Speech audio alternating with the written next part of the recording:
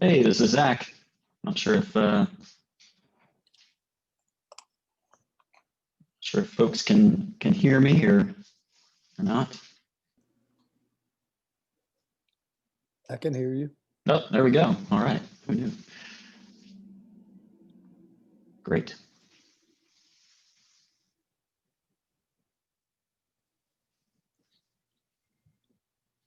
A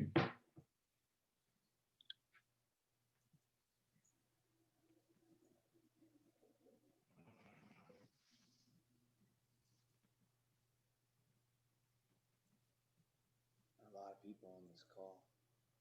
Hey, Zach. Yeah. Hey, Tim.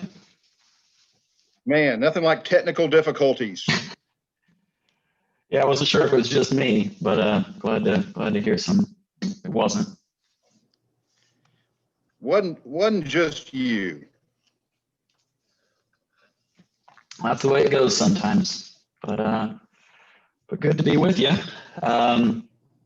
Should we give folks another minute or two, or just go ahead and hop into it?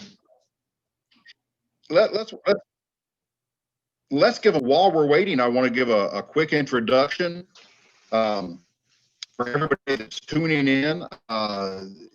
We send a note out to all of our partners with our PD partnership, as well as our internal mailing list to get a few folks on here. Carbon has been really a hot topic. Everybody's familiar with it. Everybody hears about it. It's on the news. We here at Audubon, South Carolina, a carbon bank. We are part of the California cap and trade market, but small landowners, private landowners have typically been locked out of those markets of money and acreage constraints. And I think the day coming when that's going to change, and the small private family forest landowners are going to be a player in the carbon market. So we wanted to reach out and let some of these landowners know that is there and it's on the horizon. And when I saw Zach's natural carbon exchange program information, I was really intrigued by it and wanted to share that information. I've known Zach for years, and his company, Sylvia Terra. One of the things I've always been impressed by is that they use very innovative, outside of the box thinking to answer the common questions that we all have as forest landowners, and can provide a different point of view on how to approach these issues. So with that, I will over to you. Great. Okay. Let's see here. So first, before I get into it, is my audio okay? Could I get like a thumbs up from some of the video folks if I'm coming through? All right, good deal. And then I just shared my screen, so hopefully that comes up as well. I'm not gonna run you through too many slides, but some of this is easier to show than just to tell. And thanks Tim for the really kind introduction there, and thanks everybody for the opportunity to kind of share some of the stuff that we're working on, which like Tim said, I think it's a really exciting time for landowners. There's been a lot that's changed here, in even just the last year, sideways of a year it's been, but still lots of exciting stuff to kind of go over. Just a brief introduction about me. So my background is forestry. So studied forestry, worked basically everywhere in the U.S. South. Then kind of went on to study, forest biometrics, remote sensing, and economics, and started Sylvia Terra about 10 years ago. Basically just trying to help landowners get better information about their properties using remote sensing, so satellite imagery and ground measurements, to produce really high resolution inventory information about forests that could be used to guide management decisions. And the idea with that was always that we could use that information to unlock these markets that really haven't been accessible to really many landowners at all, particularly small landowners. And so that's what I'm going to talk about, this natural capital exchange, which is really just a way for landowners to get paid for all of the benefits that their forests produce, in addition to timber. And one of there are two kind of principal differences in this program than perhaps others that you might have looked at in the past. The first is that they're we've worked on a methodology that really dramatically reduces transaction costs to basically zero for landowners. And then also the contract term for these are 1 year. So this is payment for change in management to either defer harvests or to accelerate harvests to accomplish sort of these other goals on the landscape. So there we go. And really, like the whole idea here is that we're trying to solve this, this massive market failure in forests, and that's really a failure to measure and pay for anything other than just timber. We all know that there's this tremendous amount of value in forests for for carbon, water, wildlife, wildfire risk reduction. I mean, I got into forestry because I loved forests and really appreciated the importance that they have in society. For both timber. I think one of the things we all kind of learned in this pandemic is that when push comes to shove, toilet paper is one of the first things everyone's going for, and that's a forest product that we all depend on. But so too is like all of these other things. But really, this comes down to a failure of measurements.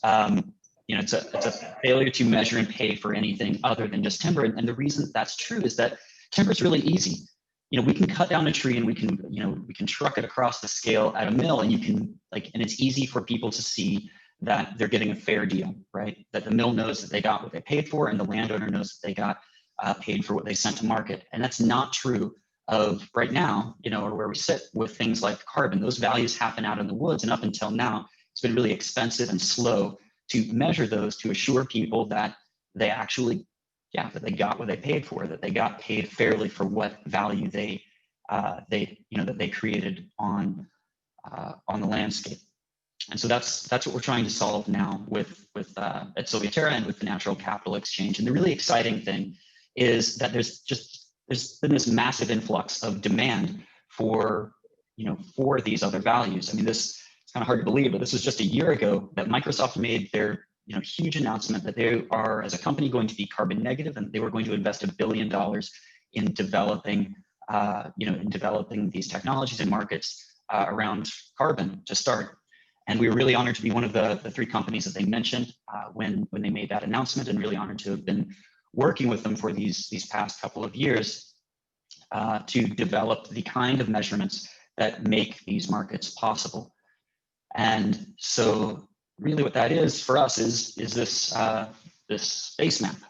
So about 2 years ago, we started working with Microsoft to take the same process that we had used at Sylvia Terra, working with the largest landowners, both industrial or institutional landowners, NGOs and government bodies, to take that same process and scale it up to the continental US, taking a massive amount of remotely sensed imagery and a massive amount of ground measurements to build predictive models. And what this is, this is our first rendering of it, but what you're looking at is trees per acre for every single 15 meter by 15 meter cell, so like 20th acre across the US. So brighter yellow is more trees per acre, and sort of darker purple is fewer. And this is just kind of the first look even we got at this about 2 years ago. But the really powerful thing about this is that beyond just count of trees, we actually are assessing the species and size of each of those trees. And so when we start taking other kind of looks at that information, so I just grabbed a quick shot of South Carolina and broke things up into 3 different species groups. But the idea with this is that we actually have a level of detail that's able to assess not only stocks of merchantable timber, but also getting into stocks of carbon. And when again, kind of diving further into this, the powerful part is that not only can you assess stocks on a per parcel or per stand basis, but you can also begin to assess what economic drivers create a business as usual harvesting scenario for these landowners. Because and this is critical for making carbon markets work, because buyers of carbon, what they're really trying to purchase isn't stocks of carbon. They're trying to buy change.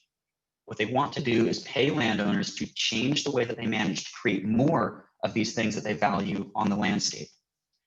And so by using this really detailed information that we create year over year, so we started in 2018, we've created base map for 2019 and now 2020, and that allows us to track those changes year over year and drive down the cost of measuring.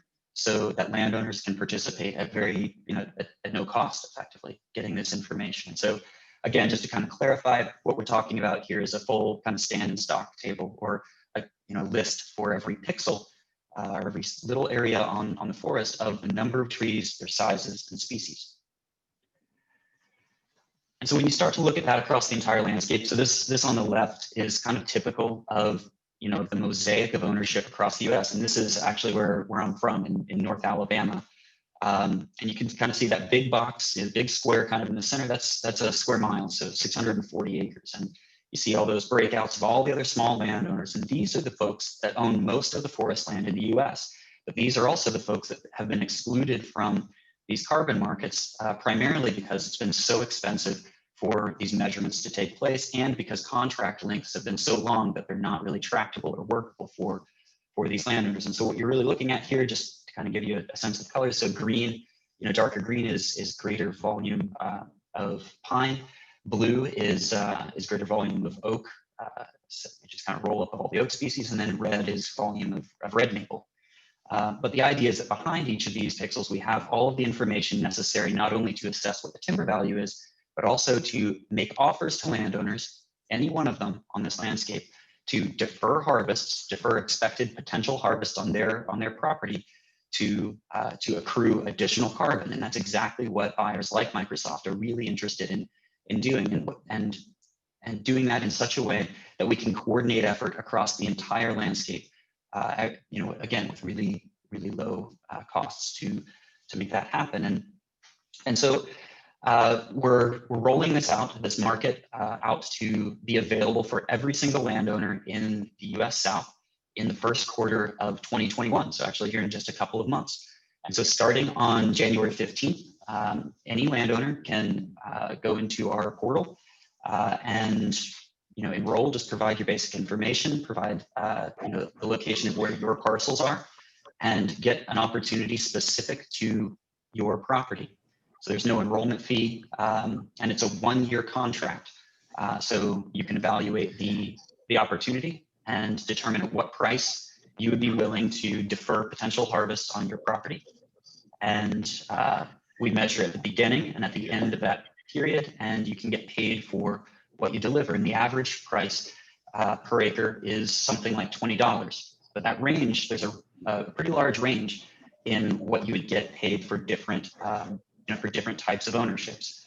So you could imagine for something like a 7-year-old pine plantation, there's really no risk of harvest for that.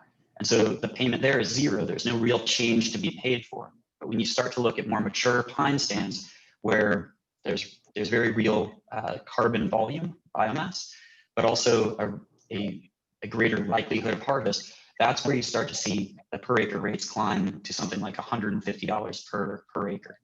And again, it's sort of average for a landowner, and it is about, at least that we've observed so far, is about $20 per acre per year. Yeah, Zach, you were a little garbled there for a minute in your slide to catch up. But I think that the point for everybody listening is that this is paying for changed action.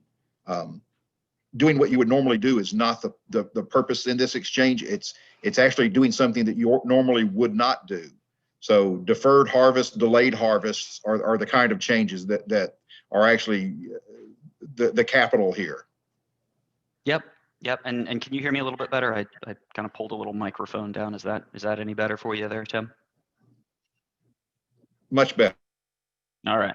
Sorry about that, everybody. So yeah, so we actually did this.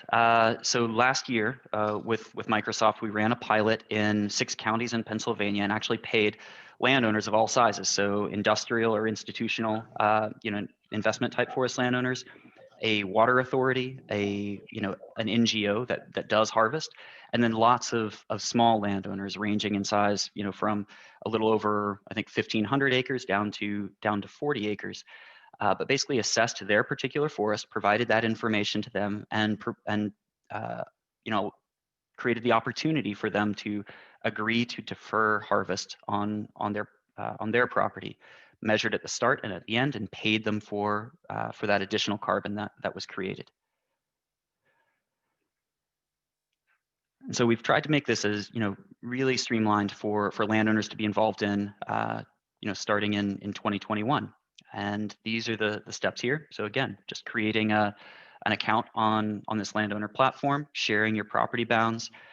You'll then receive information back from us about what your eligibility status is, and really kind of what the opportunity is. That's an assessment of your business as usual, kind of the economic harvest opportunity on your property. Opportunity on your property. And then you can name the price at which you would be willing to defer some or all of that harvest. And that's the process. Once that contract is, sort of starts, which the start date for that is going to be April 1 of 2021. That starts a 1-year period where. Unreal. Oh. Okay, where's the volume thing at? I can't get to it right now. It's over here. Nope. I don't know if am I still coming through? Maybe a thumbs up maybe from John or Dennis there. All right, cool. All right. What? Start video.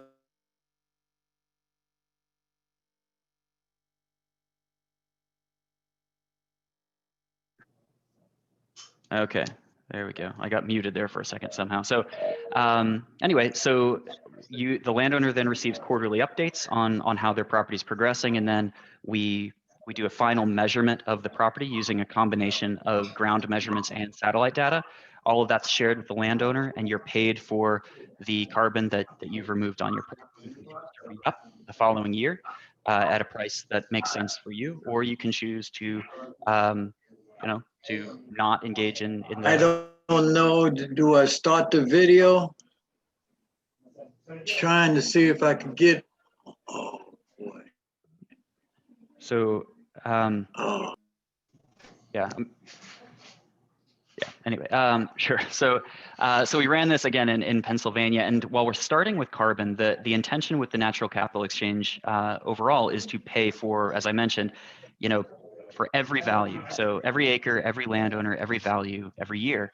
And so the expectation is that we're, by the end of 2021, there will be national coverage for this market. And as we step forward, we're going to be creating additional contracts for different wildlife species, for fire risk reduction, and for water yield. And the net impact of all of this for the landowner is an increase in the value of your forest and therefore of your overall property. As there's been growing demand for all of these, and attachment or sort of clarification of sustainable landscapes leading to sustainable products with companies like Unilever and Procter & Gamble. Really, the opportunity is immense for landowners, and the time to get engaged with this is now. And so just to kind of give you an idea, of how this assessment might work for a given property, I'll just kind of show you some details on we just kind of grabbed a property out of Mississippi Delta region that we've been working with in another program with the USDA, where we're assessing, property level species distributions. Again, sort of seeing that in this case, very little merchantable timber is available on the property. And so while there's not a big opportunity for this particular landowner to defer harvest, what there is there's wildlife benefits to be had here, and benefits to changing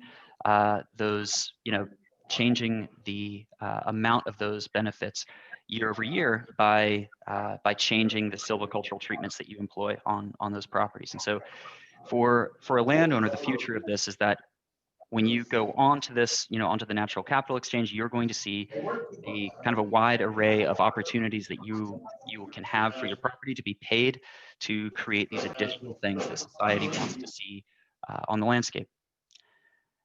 And that's going to be different for every landowner. Each acre of forest is unique, and each ownership is unique. And so what we're looking at here is sort of opportunities for landowners to manage their forests differently to create more habitat for a species of bird called the golden winged warbler.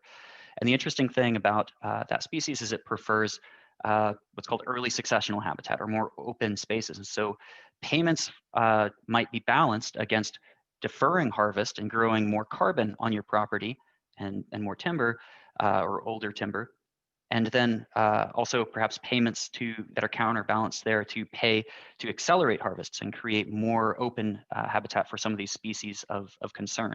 But the point is that the landowner gets to choose what opportunities make the most sense for them, given not only their unique land base, but also their own values.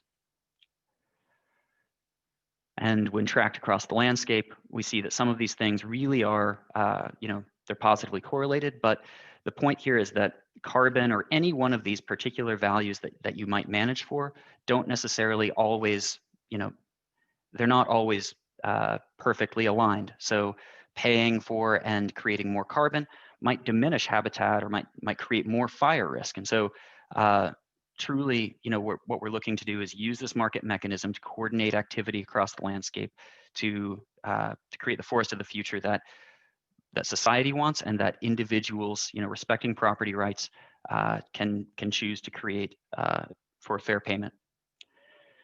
And so with that, I'd love to take some questions, talk through this with some of you all, and I hope you'll take a look at participating in CapEx in spring of 2021.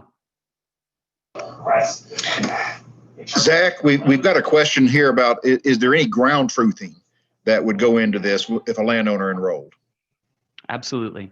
So the way that this works, though, is the process that we use, while it does use a lot of satellite imagery, we also collect a lot of ground measurements to calibrate that imagery and to produce really high resolution and high precision estimates for every single property.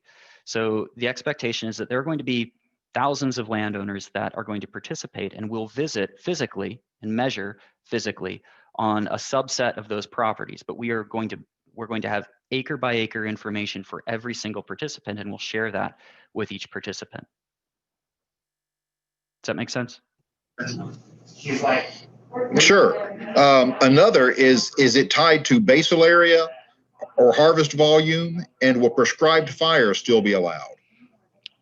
So yeah, so we're not dictating what practices you employ on your property. What it's tied to is the total volume of above ground biomass that relates to carbon. And so the closest corollary, might be basal area or volume. And so all of that will be clarified in each of the offers and contracts for each landowner. But yeah, that's all. It ties back to the volume of timber that you have on your property and deferred harvests. Al has asked, is a 1-year contract enough for buyers to feel confident in the benefit that they're paying for? Yeah, no, that's a great question. Thanks, Al. So it absolutely is. And so the idea here, or the question, is one of what's sometimes called permanence. So when buyers purchase carbon credits, there are a few things that they're looking at. First, is it additional? Like, is the payment that I'm making creating real change on the landscape? And so we can make that very clear with this high resolution information that we have available. The second is, if I pay this person to make change or to change how their harvest on their property, do those harvests just go somewhere else? And so we're working to solving that problem by making sure that everyone has an equal opportunity to participate in this market, rather than having such high transaction costs that only the large landowners can participate, and allowing this leakage to happen to on other properties.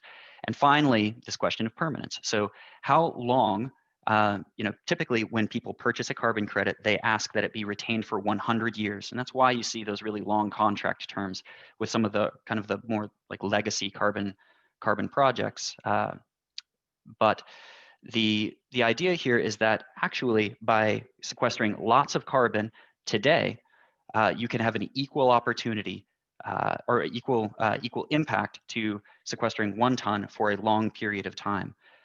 So yes, and really like the answer to that is that these units are certified by an independent body, which is what those buyers are looking for. So we have demand lined up for 2021, and so the opportunity is definitely real for landowners.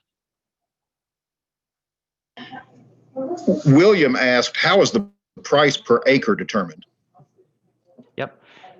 So the easiest way to think about this, is to look at on an acre by acre basis, what's the merchantable value of that timber or the stumpage if you had otherwise chosen to cut and deliver it to a mill, and at least in the pilot we pegged a price at 8% of that stumpage value, so an 8% cash yield on stumpage, which is a better return than most folks are getting on timber right now. The landowner in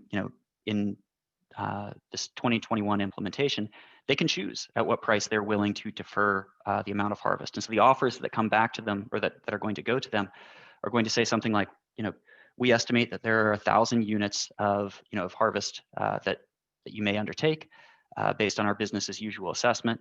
If you're willing to defer some volume beneath, some volume or some fraction of that, you can name the price at which you're willing to do that, and that might be, $1 for the first 100 tons, $2 for the second 100, as you see fit.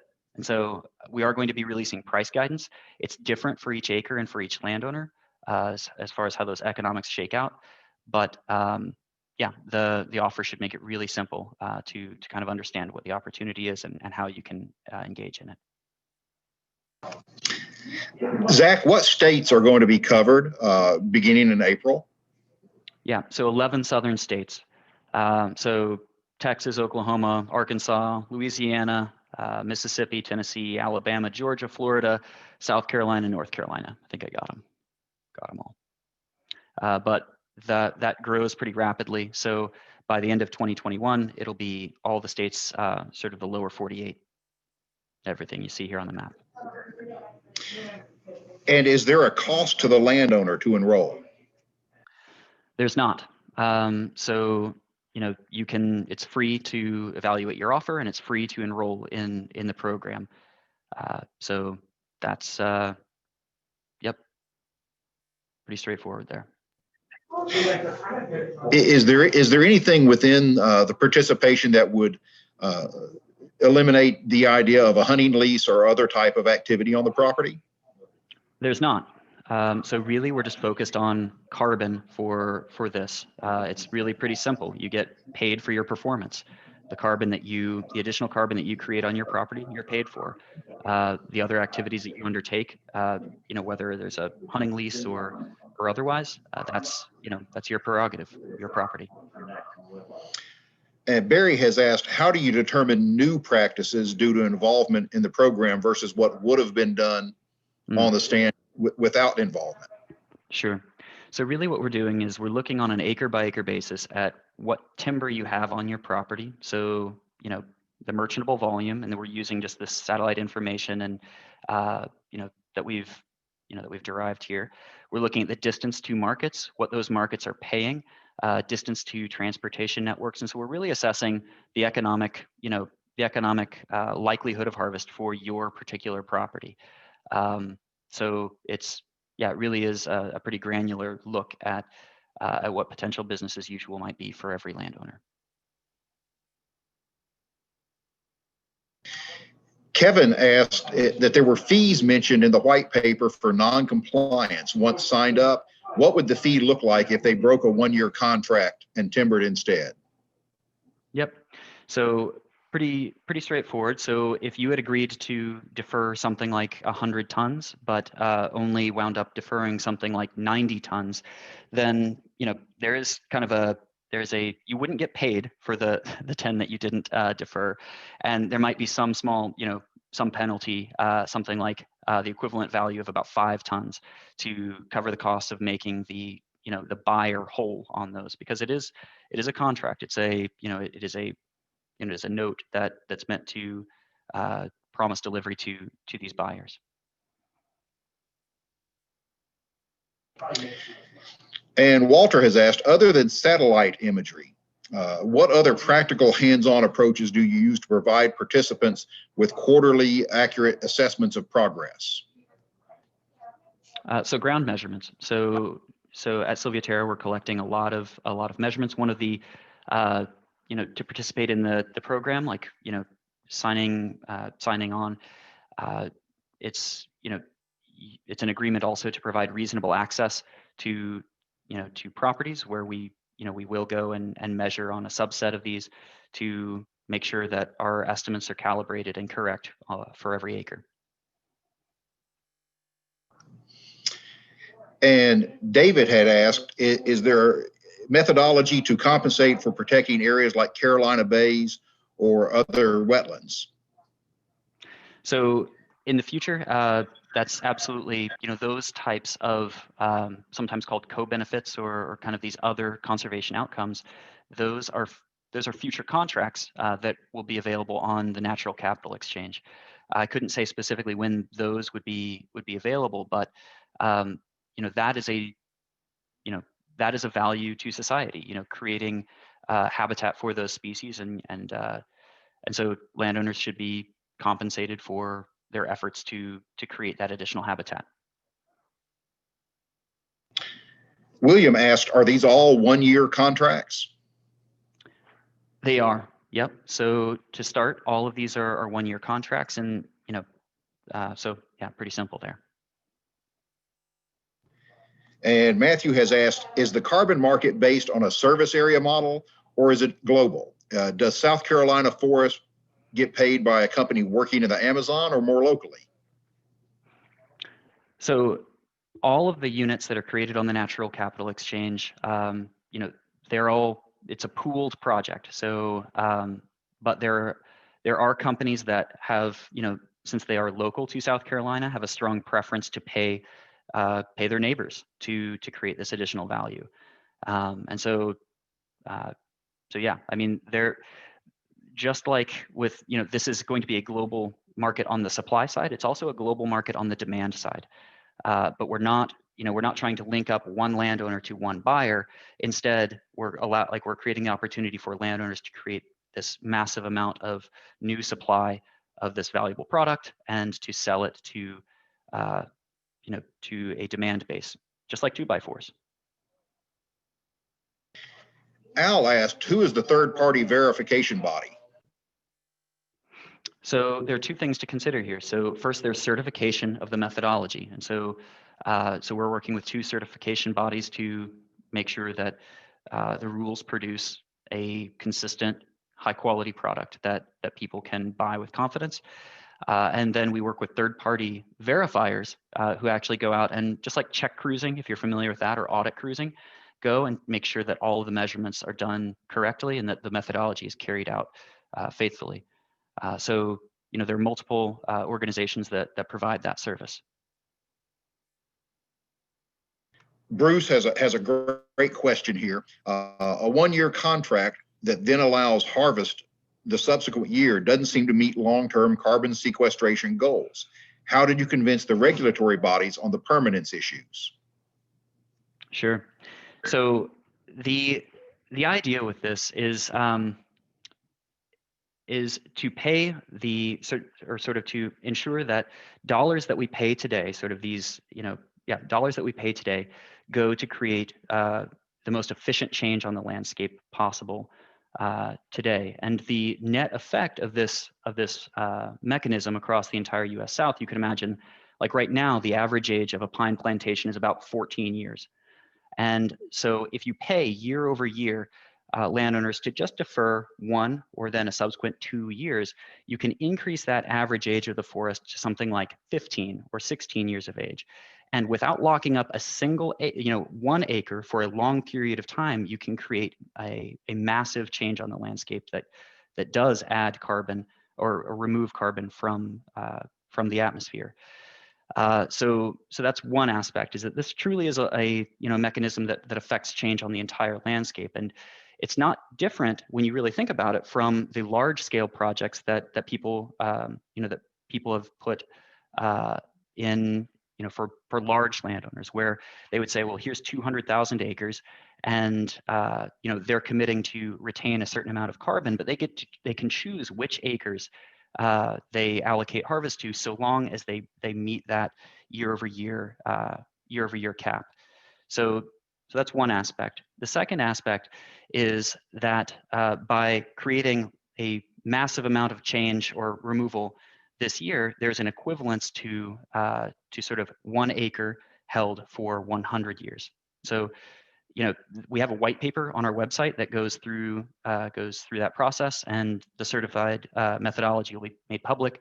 So, absolutely happy to share that. Zach, Lauren asked, is there a limit on the age of the timber that can be enrolled in the program? There's not. And another is there any allowance in the program for damage due to natural disasters, tornadoes, ice storms, and the like?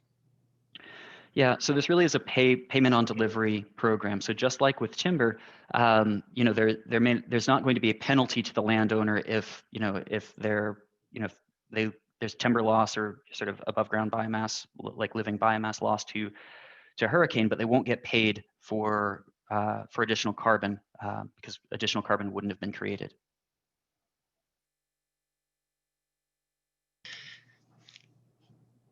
Zach, Robbie asked, who are the typical buyers of carbon stock? Is it predominantly large corporations?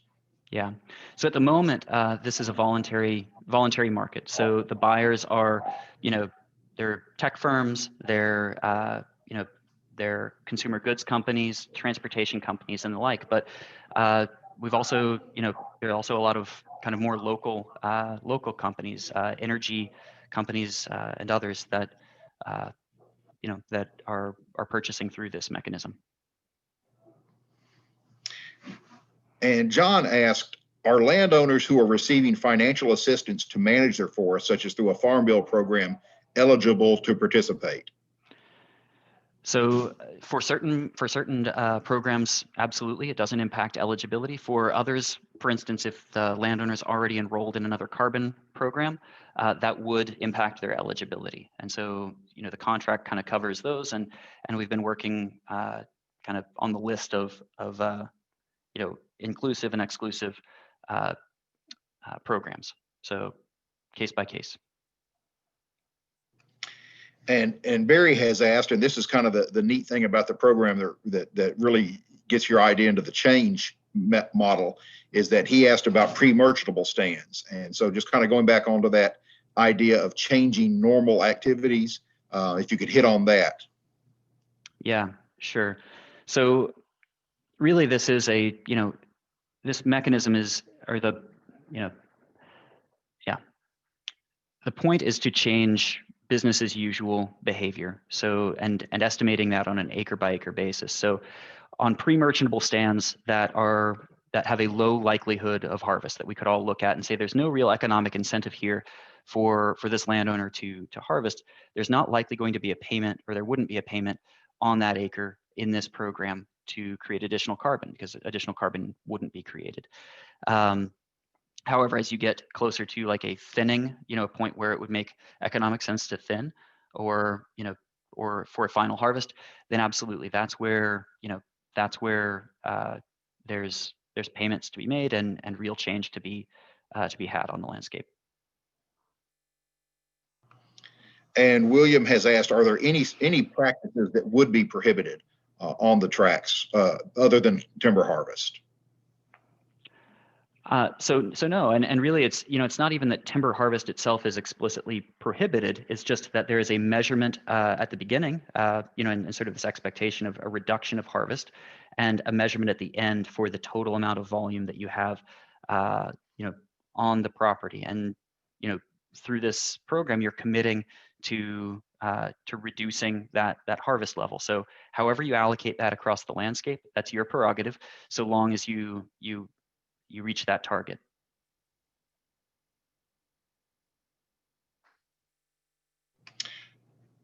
And Henry has asked about more information.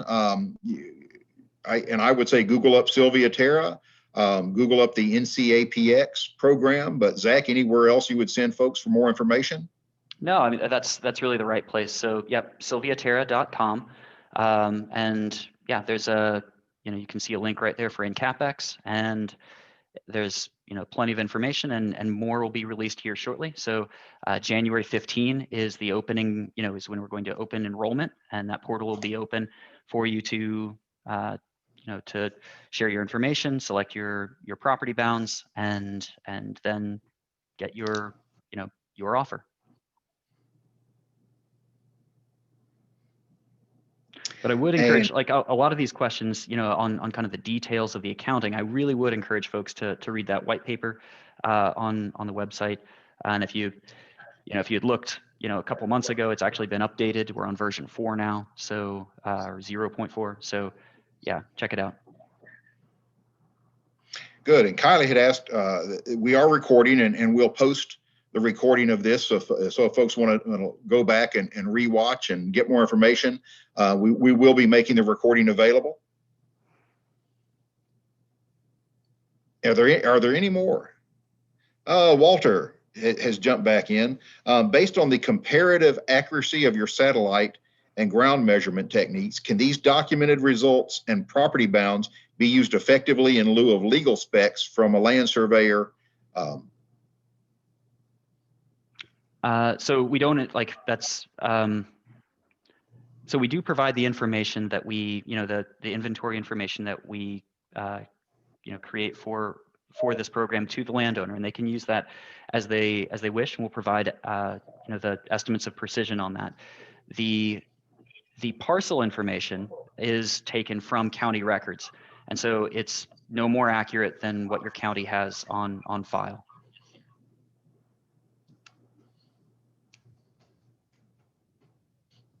And we will post the recording on the myscwoods.com site. Great. So if there aren't any more questions, Zach, I appreciate it. This is neat stuff, and this is really, really cool stuff to me as a forester.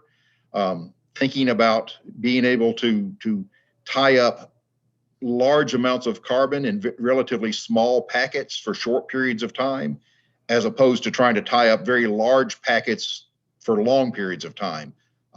Both achieve the same ends. So it's another way of looking at the problem.